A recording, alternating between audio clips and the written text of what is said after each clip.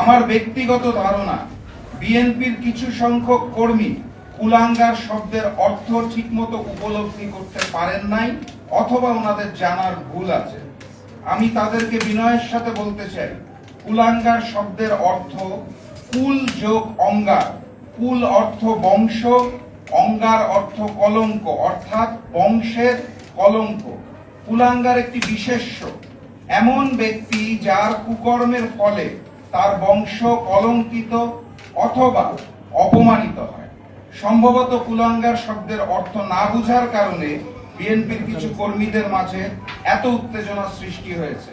কারণ এই বক্তব্যটা আমি দীর্ঘদিন ধরেই দিয়ে আসছি, এই একটি শব্দের কারণে আমার বক্তব্যের অর্থ পরিবর্তন হয় নাই।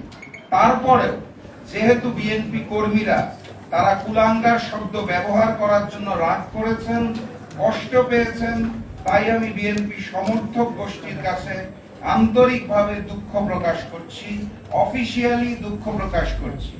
ভবিষ্যতে আর কুলাঙ্গার শব্দটি ব্যবহার করব না বলে আজকের এই সংবাদ সম্মেলনের মাধ্যমে কথা দিচ্ছি, ঘোষণা দিচ্ছি। কিন্তু অতীত থেকে ব্যবহার করে আসা আমার বক্তব্য কিন্তু একই রয়ে গেছে।